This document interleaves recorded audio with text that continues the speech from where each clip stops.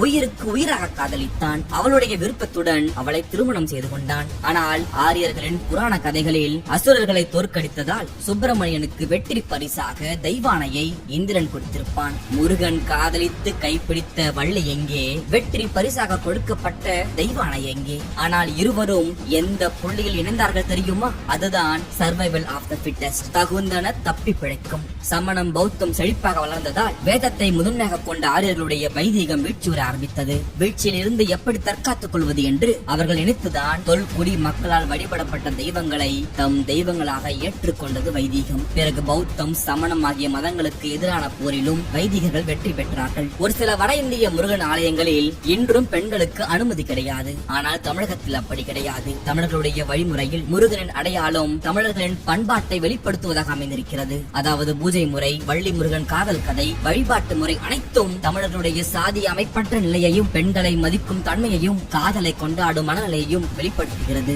நம் நாட்டில் மட்டுமல்ல, இலங்கையில் கூட முருகன் கதை இருக்கிறது. ஆனால் அதில் கொஞ்சம் வித்தியாசம் இருக்கும். முருகன் வள்ளியை சந்தித்து காதல் கொண்டு அதற்கு பிறகு கரம் பற்றிய இடம் தொண்டை மண்டலத்தில் உள்ள வள்ளிமலை என்று நம் கதை சொல்லும். ஆனால் ஈழத் தமிழர்களுடைய நம்பிக்கை வேறு மாதிரியாக இருக்கும். முருகன் பிறந்தது வேண்டுமானால் தமிழ்நாட்டில் இருக்கலாம். ஆனால் வள்ளியை காதலித்து மனம் முடித்தது தற்போதைய இலங்கையில் உள்ள கதிர்காமத்தில் தான் என்பதுதான் அவர்களுடைய நம்பிக்கை. எனவே முருகனை ஈழத்து மாப்பிள்ளை என்று சொல்லுவார்கள் ஈழத் தமிழர்கள். வேலவனுடைய வேலின் ஒளியாக திகழும் கிராமம் தான் கதிர்காமம் என்கிறார்கள். இலங்கையின் தென்கிழக்கு பகுதியில் அம்மாந்தோட்டையில் இருந்து 100 கிலோமீட்டர் தொலைவில் அமைந்திருக்கிறது கதிர்காமம் என்கின்ற கிராமம். வேட்டுவக்குல பெண்ணான வள்ளியை காதலித்து கரம் பிடித்த இடமாக அது சொல்லப்படுகிறது. இது ஈழத்தமிழர்களுடைய ஒரு நம்பிக்கை. அதே போல் தென்னிந்தியாவில் கேரளாவிலும் முருகனை குல தெய்வமாக முருகன் என்றும் சேயோன் என்றும் இன்றளவும் வணங்கி வருகிறார்கள். முருகனை எப்படி தமிழகத்தில் சேயூன், ஆறுமுகன், குமரன், குகன், காங்கேயன், சரவணன், வேலன், கந்தன், கார்த்திகேயன், சண்முகன், வடிவேலன், சுப்பிரமணியன், மயில்வாகனன், செவ்வேல், கடம்பன், வேலாயுதன், சிங்காரவேலன், ஆண்டியப்பன், கந்தசாமி, செந்தில்நாதன், வேந்தன், மலையரசன், மலைவேந்தன் போன்ற பெயர்களால் அன்போடு தமிழர்கள் அழைக்கிறார்களோ அதே போல் முருகனை